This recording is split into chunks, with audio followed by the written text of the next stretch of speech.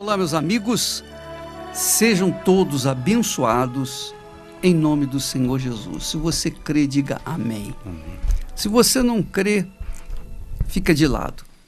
Mas para quem crê nas promessas de Deus, porque Deus falou para Abraão, é muito forte essa: abençoarei os que te abençoarem e amaldiçoarei os que te amaldiçoarem. Então essa palavra de Abraão, de Deus para Abraão, essa promessa, foi para ele e para todos os seus descendentes. Todos os seus descendentes, sem nenhuma exclusão. Ora, como pela fé também somos descendentes de Abraão, isso chegou até nós. Quando nós cremos nessa palavra, quando nós cremos nessa promessa, então não há como dar errado a gente mergulhar na promessa de Deus. E a força, o poder da palavra de Deus é tão grande, é tão imenso, que ultrapassa o nosso entendimento. Vai muito além daquilo que nós pensamos ou imaginamos. Porque a palavra de Deus traz em si o caráter dele. Você sabe, Clodomir, vocês sabem que quando uma pessoa empenha a sua palavra, se ela é honesta, então ela quer cumprir, ela quer honrar aquela palavra. Você verifica, por exemplo, que quando nós somos crianças e alguém faz alguma coisa e imputa a culpa a nós, nós defendemos a nossa honra, né? A criança, já desde criança, ela defende a sua honra. Ela não aceita ser culpada, ser punida por uma coisa que ela não fez. Quer dizer, ela defende a sua honra. O ser humano é assim. Ele, normalmente, quando ele é honrado, ele defende a sua honra. Ele morre defendendo a sua honra. Você vê que, antigamente, as pessoas empenhavam a sua palavra e usavam o fio da barba. Dizendo, olha, eu prometo, eu me comprometo com você, está aqui o fio do meu bigode, está aqui. E a pessoa confiava naquela palavra. O casamento é feito em cima da palavra empenhada lá no altar. É claro que, como a humanidade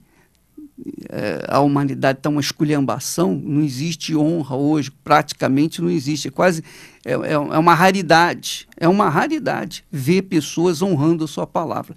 Porém, antigamente, as pessoas viviam e confiavam e negociavam. Já nos tempos de Abraão, era a palavra que estava sendo empenhada.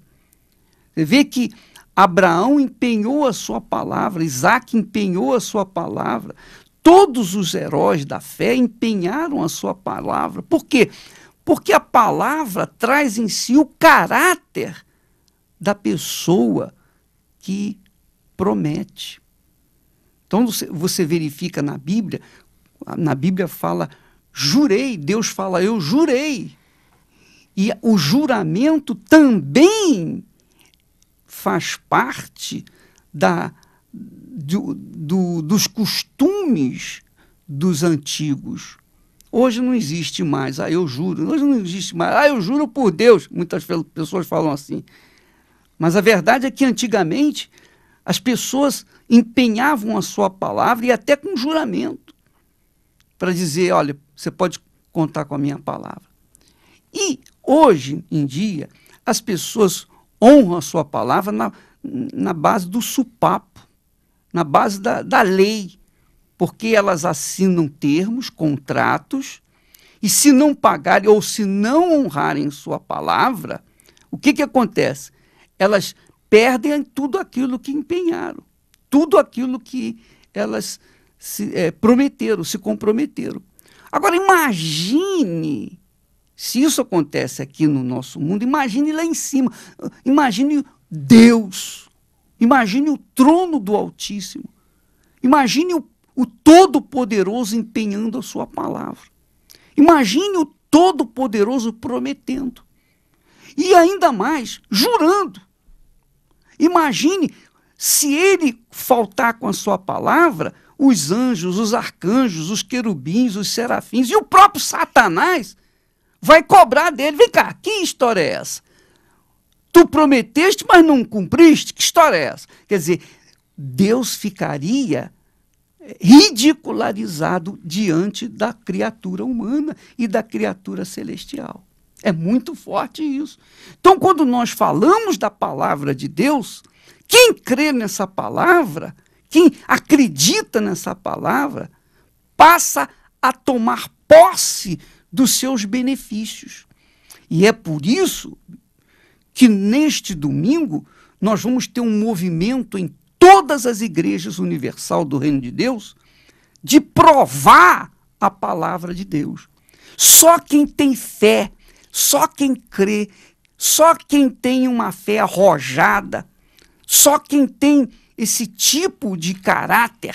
Não, eu creio, porque quando a pessoa tem caráter, tem empenhado sua palavra e tem cumprido a sua palavra, essa pessoa tem vontade de fazer o mesmo, de cobrar de Deus o cumprimento da sua palavra, porque sabe quanto vale o empenho de uma palavra. Então, neste domingo, nós teremos um movimento em todas as igrejas, pela manhã, à tarde, à noite, o dia inteiro. Nós vamos provar a palavra de Deus. Se você crê, então venha domingo. Se você não crê, não venha não, porque neste domingo é pro tudo ou nada, é pro vai ou racha, ou vai ou fica. Quem crê vem, quem não crê fica. Mas uma coisa é certa, aqueles que creem verão a glória de Deus. Aqueles que vierem, virão por conta dessa fé, dessa certeza. Nós teremos esse trabalho especial em todas as igrejas universal do Reino de Deus. Não importa, minha amiga, meu amigo, se a igreja universal que você vai é pequenininha, é simplesinha, pobrezinha, mas lá tem um pastor, tem um homem de Deus, tem um ungido. Pode ser também franzindo, pode ser também uma pessoa assim que não tenha muita expressão, pode até falar mal, não importa. O que ele falar, pode ter certeza. Se tem um fundamento na palavra de Deus, vai acontecer na sua vida. Porque ele vive sob o domínio, sob a orientação, sob a direção dessa palavra. Então, a palavra de Deus é verdadeira na boca dele. É impossível ela não se cumprir. Se uma pessoa, como o senhor está colocando, uma pessoa incrédula, não crê em Deus, não tem nenhum compromisso com Deus, ela empenha a sua palavra, porque tem gente que é assim, e cumpre com a sua palavra, imagine o próprio Deus. E é essa fé, bispo, que agrada a Deus, a cobrança da palavra dele. A gente vê que os heróis da fé, todos eles, quando oravam, eles cobravam de Deus, eles colocavam diante de Deus justamente aquilo que ele havia prometido. Então, é impossível uma oração, um propósito feito com a palavra, pela palavra, é impossível que essa pessoa não seja atendida. Seria injustiça da parte de Deus. E se tem uma coisa que Deus não é injusto, né? O caráter dele é revelado nessa justiça. E para que ele se manifeste, ou seja, para que eu veja essa palavra se cumprindo, se concretizando, eu tenho que fazer a minha parte. Ele disse, por que me chamais Senhor, Senhor, e não fazeis o que vos mando? Quer dizer, a partir do momento que eu me submeto a essa palavra, que eu sigo o que está escrito, então eu tenho como querer, eu tenho como cobrar ou requerer os meus direitos diante dela. Aí essa prova vai trazer o resultado. Aí essa prova realmente vai surtir na minha vida em milagres, em respostas. Pois é, você verifica, por exemplo, hoje nós começamos o jejum de Jesus. 40 dias em jejum, um jejum inusitado, um jejum diferente. Não de comida, não de água, mas um jejum de informações seculares. Nós começamos nesse jejum. E eu estava meditando no jejum de Jesus. E nós verificamos que foi o Espírito Santo quem levou Jesus para o deserto. Não foi Jesus que escolheu ir para o deserto. Foi o Espírito Santo que o levou. Quer dizer, foi o Pai que o levou. E foi levado pelo Espírito Santo ao deserto, para quê? Para ser provado? Não, não foi para ser provado. Ele foi levado para ser tentado. Ele foi levado para ser tentado. Então, o que Jesus fez? Sabendo que iria enfrentar Satanás, lá no deserto, ele fez abstinência de comida. Quer dizer, o que eu entendo por isso? O que eu compreendo? A minha leitura que eu vejo nessa mensagem, nesse fato. Jesus se disponibilizou o seu espírito com toda a força, mas para que no seu espírito ele tivesse toda a força, ele deixou a sua carne com fome. Ele concentrou toda a sua força no seu espírito. Por quê? Porque quando ele enfrentasse Satanás, ele não teria carne para interrompê-lo, para atrapalhá-lo, para barrar o seu caminho. Então, no espírito, três vezes, ele resistiu a Satanás, como está escrito. Está escrito que, em outras palavras, Jesus estava falando para Satanás: Satanás, meu pai falou, meu pai prometeu, não só de pão o homem viverá. Meu pai falou isso, meu pai determinou isso. É isso que quer dizer está escrito. Então, quando Jesus falou, quando resistiu com a palavra do Pai, então o diabo não teve como resisti-lo. O diabo não teve como prevalecer. E esse é o segredo do jejum. O jejum faz o nosso espírito forte, e a nossa carne fraca.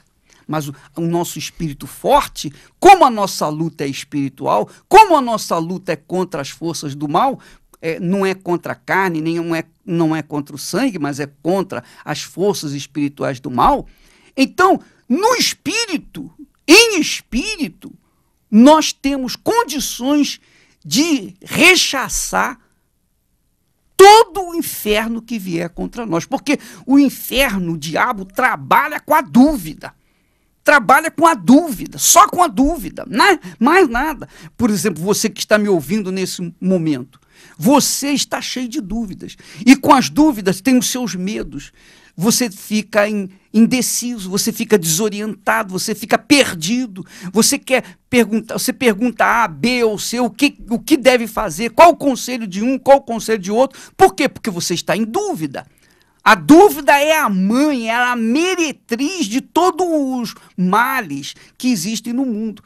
Então, as pessoas que não estão no espírito, elas estão na carne. E estando na carne, elas estão na dúvida.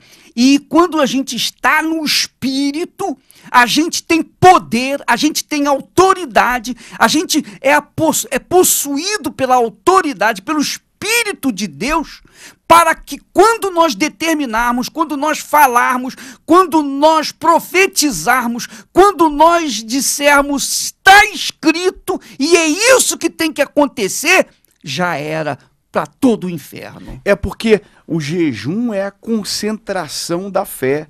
É a pessoa estar completamente mergulhada, envolvida com aquilo, com a fé.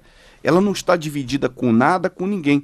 E a gente sabe que as informações é que trazem essas dúvidas, porque a gente coloca aqui, coloca ali, coloca acolá, é só informação, é pai que matou filho, filho que matou pai, são problemas de pessoas que morrem prematuramente, jovens, enfim, é um verdadeiro inferno. E essas vozes trazidas pelas informações é que provocam essas dúvidas, esses medos, esses receios. E com essa concentração do jejum de informações, a pessoa ela vai estar firmada nessa fé.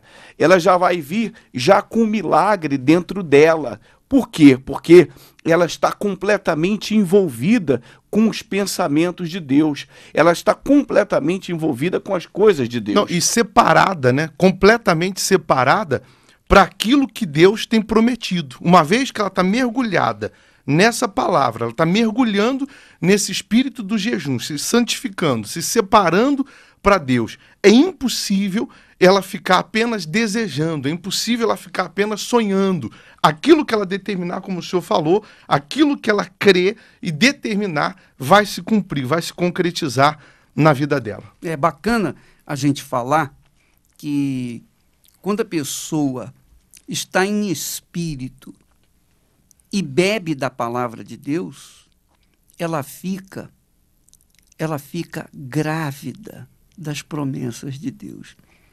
Ela fica, como eles dizem lá na roça, emprenhada, né? Uhum. Fica emprenhada. Então, você nesse domingo vai vir grávida ou grávido da promessa de Deus. Qual é a promessa que você quer de Deus? Neste domingo, nós vamos estar cobrando de Deus o cumprimento da sua palavra. E a única coisa que barra o cumprimento da palavra de Deus na nossa vida são as nossas dúvidas. Dúvidas essas que são trazidas pelo mundo. Agora, uma vez que você está despido das informações desse mundo, você está num jejum de informações mundanas, você está se determinando, né? Você está se concentrando naquilo que Deus prometeu. Então, tem que acontecer, no mínimo tem que acontecer. Ou acontece ou acontece. Você ficar grávido daquilo que você quer. Isso é muito forte. O senhor está falando sobre essas informações e essas distrações com respeito ao mundo. O senhor vê que os discípulos não conseguiram expulsar aquele demônio e perguntaram a Jesus depois por quê. O senhor vê, né? Quantas pessoas estão dentro das igrejas com a mente cheias de porquês? Por quê? Por que isso, meu Deus? Por que essa promessa ainda não aconteceu? Por que eu venho orando há tanto tempo? Por que eu venho jejuando? Jesus deu a resposta, falta oração e jejum. Mas que oração e jejum é essa na prática? É essa religiosidade que muita gente tem manifestado? Não. É justamente essa fé concentrada.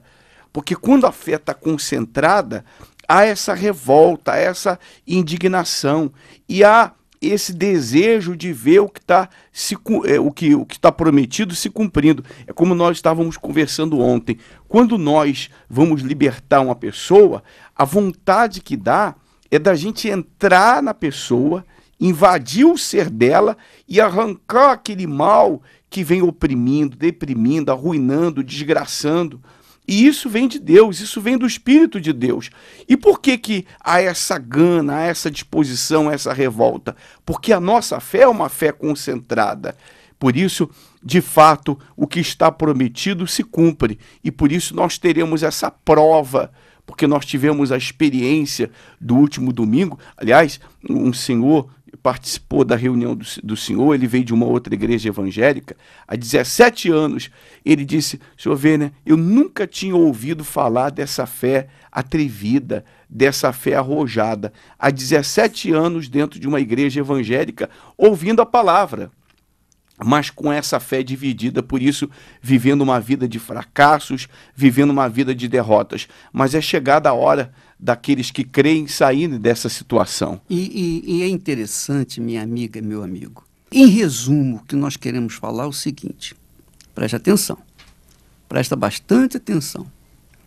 Quantas vezes você pegou a Bíblia, você leu lá, o Senhor é meu pastor, nada me faltará. Aí você lê aquilo e olha para a sua vida, mas está faltando tudo. Tudo. Quer dizer, você é evangélica, é evangélico, está na sua igreja há muitos anos, você conhece de cor e salteado as promessas de Deus, você sabe os capítulos, versículos, mas nada daquilo que está escrito é real na sua vida. Por quem? Por quem? Essa é a pergunta. Por quem? Por que que nem tudo que está escrito acontece na minha vida ou aconteceu na minha vida? Aliás, o mínimo, talvez uma coisa bem significante aconteceu, mas não aconteceu o que eu mais preciso, o que eu mais necessito. Por quê? Porque, minha amiga, meu amigo, quando se clama, quando se invoca a palavra de Deus, quando se determina a palavra de Deus, sem estar no espírito de Jesus, o espírito de jejum, porque Jesus fez esse jejum de 40 dias, 40 noites, sem comer, porque ele iria enfrentar Satanás e iria ter uma experiência pessoal de como ele iria nortear todo o seu ministério dali para frente.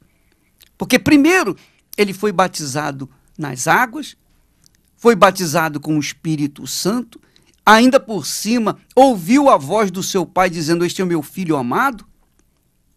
E agora ele é levado para a prova, né? Para ser tentado pelo diabo.